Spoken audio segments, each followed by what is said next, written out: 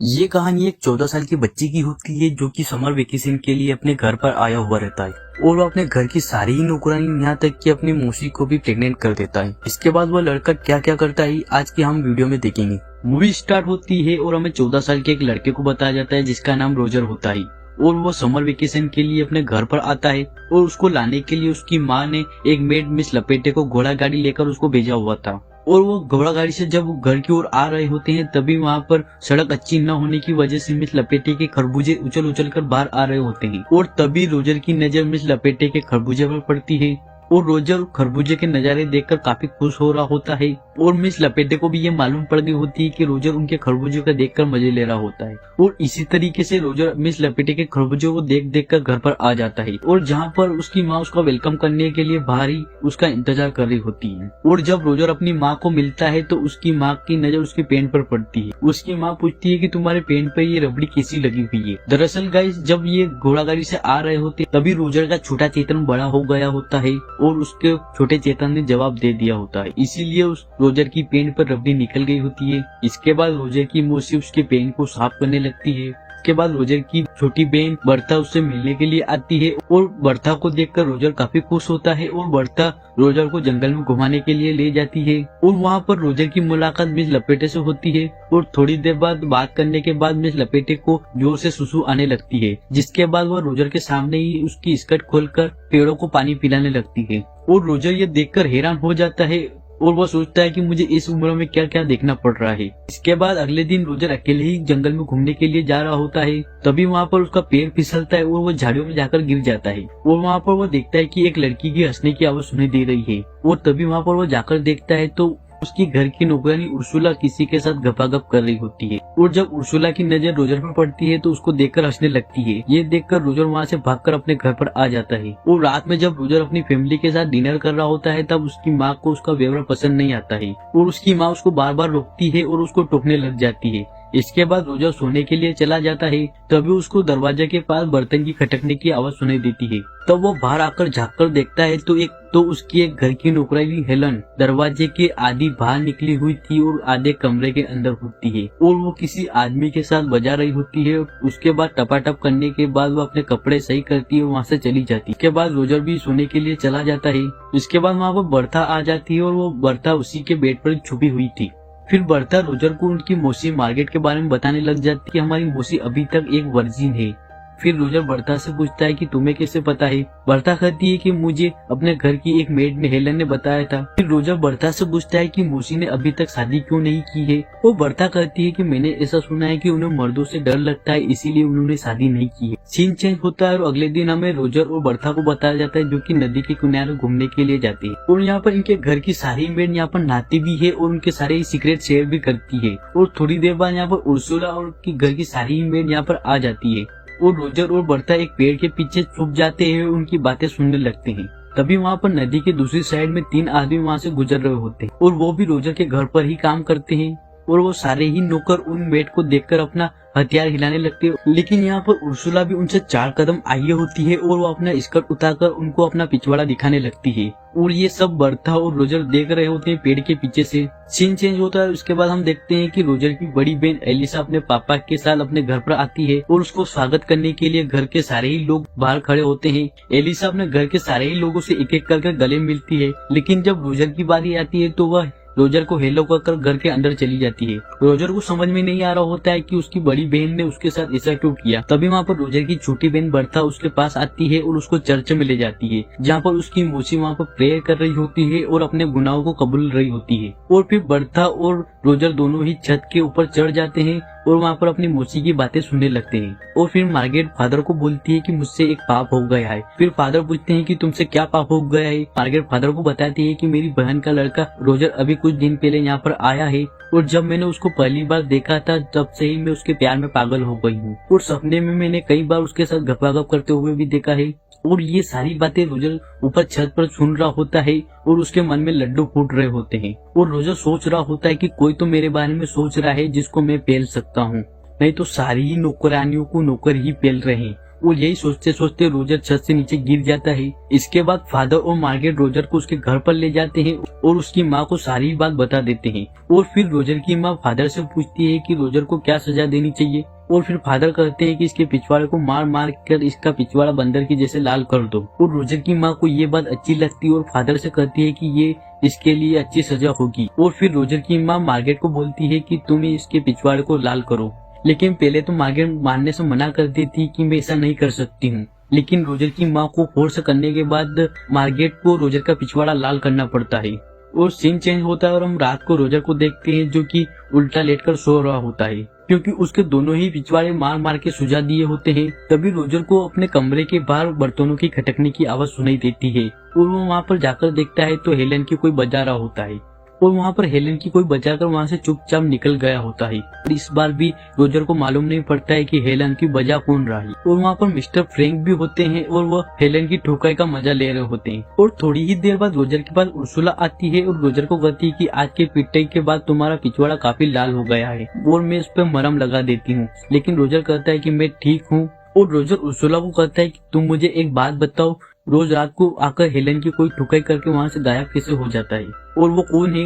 Ursula कहती है कि ये हमारी मेड की एक सीक्रेट बात है जो हम किसी को नहीं बता सकते हैं। और फिर रोजर को याद आता है कि हेलन की ठुकाई का मजा मिस्टर फ्रैंक भी देख रहे होते हैं, तो वह मिस्टर फ्रैंक के पास जाता है।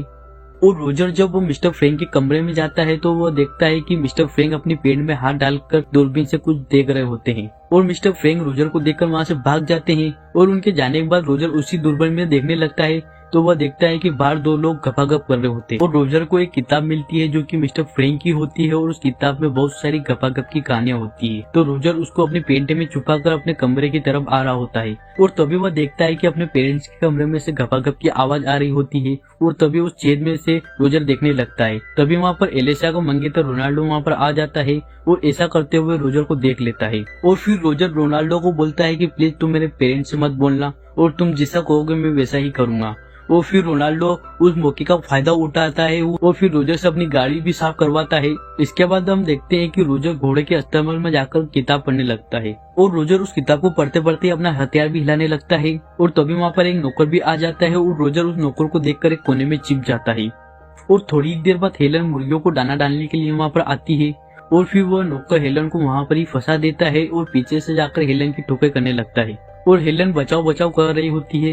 तभी हेलन रोजर को देख लेती है और वो कहती है कि मुझे यहाँ से बाहर निकालो। और रोजर जब बाहर निकालने के लिए जाता है तब हेलन कहती है कि तुम यहाँ पर ही रुक जाओ, क्योंकि हेलन को भी अपनी ठोकर करने में मजा आ रहा होता है। और रोजर जब बाहर जाकर देखता है तो वह नौकर अपना काम करके यहाँ से निकल जाता है। इसके बाद रोजर अपने घर पर आता है और वहाँ पर उसकी बड़ी बहन एलिसा और उसका मंगेतर रोनाल्डो भी होता है। और रोनाल्डो रोजर को देखकर बोलता है कि मेरे जूते बहुत ही खराब हो गए हैं तो तुम इसको साफ कर दो। लेकिन रोजर मना कर देता है। और रोजर के मना करने के बाद रोनाल्डो काफी गुस्सा हो जाता है और रोजर की माँ को सारी बात बता देता है। और रोजर की माँ ये बात सुनकर काफी गुस्सा होती है और वो कहती है कि मेरी दोनों ही बेटियां बहुत ही अच्छी है और मैंने उन्हें बहुत ही अच्छे संस्कार दिए हैं, लेकिन ये एक ही ऐसा है जो टर्की पैदा हुआ है और जो कि हमारा नाम खराब कर रहा है। और रोजर की माँ रोजर को बाहर जाने के लिए कहती है, लेकिन जब रोजर घर से बाहर जा रहा होता है तभी मिस्टर फ्रैंक की वह किताब जो वहाँ से चुरा कर लाया होता है वह किताब अपनी बहन एलिसा की किताब से अदल बदल कर देता है और वह यहाँ से चला जाता है। और फिर वो बाहर जाकर अपनी बहन को वही किताब पढ़ते हुए देखता है और वह देखता है कि एलिसा को वह किताब पढ़कर काफी मजा आ रहा होता है, वह चरम सुख की प्राप्ति कर रही होती है। और रोजर को घप की तरह उस पर टूट पड़ता है। लेकिन उर्सुला को लगता है कि घर का कोई नौकर है जो कि उसको बचाने के चक्कर में है, इसीलिए वो अपने आप को बचाने के लिए रोजर के ऊपर एक प्लेट मार देती है। और फिर उसको बाद में पता चलता है कि ये तो अपना रोजर है। इसके बाद उर्सुला भी घपाघप करने के लिए तैयार हो जाती है और तभी वहाँ पर एक मोटी मेड आ जाती है। उसको देखकर वहाँ से रोजर भाग जाता है। अब रोजर से कंट्रोल नहीं हो रहा होता है और अब उसको किसी के भी साथ घपाघप करना होता है। और फिर रोजर को मिस लपेटे की याद आती है और वो सोचता है कि कोई दे ना दे लेकिन मिस लपेटे जरूर उसको परम सुख की आनंद की प्राप्ति देगी। और फिर वह मिस लपेटे के पास जाता है और भूखे नंगे भेड़ों की तरह मिस लपेटे पर टूट पड़ता है और मिस लपेटे की सुरंग में खुदाई करने लगता है। लेकिन मिस लपेटे पहले तो मना करती है लेकिन फिर बाद में मान जाती है। थोड़ी देर बाद यहाँ पर एक डाकिया आता है और वो बताता है कि जर्मनी ने फ्रांस पर हमला कर दिया है। ये बात सुनकर सभी लोग यहाँ पर इकट्ठा हो जाते हैं और इस बार भी रोजर के छोटे चेतन को निराशा का सामना करना पड़ता है। और फ्रांस में ऐसा रिवाज होता है, जब भी घर के मर्द युद्ध में जाते हैं तो उसी रात को अपनी पत्नियों के साथ एक रात बिताते हैं और उनके साथ गपागप करते हैं। इसीलिए रात को एक पार्टी होती है और घर के सारे ही मेंबर वहाँ पर होते हैं। तभी वहाँ पर मिस्टर फ्रैंक आते हैं और सबको बोलते हैं कि मैं जंग पर नहीं जा सकता हूँ क्योंकि मुझे अस्थमा है। इसके बाद रोजर को ये पता चलता है कि घर के सारे ही मर्द जंग पर जाने वाले हैं और सारी औरतें घर पर अकेले ही रहेगी। वो ये सोचकर खुशी के मारे नाचने लगता है और पार्टी खत्म होने के बाद घर के मर्द सभी अपनी वाइफ को लेकर जंगल में चले जाते हैं गपागप करने के लिए। और अगले दिन घर के सारे ही मर्द जंग पर चले जाते हैं। उनके जाने के बाद सबसे पहले रोजर उर्सुला के पास जाता है और उसके साथ दबाकर गपागप करता है। और अगले दिन रोजर की छोटी बहन बर्ता उसके पास आती है और कहती है कि हमारी माँ पादरी के सामने कुछ अपने पापों को कन्फेस करने वाली है और हम वहाँ पर जाकर देखते हैं कि उन्होंने क्या पाप किया है।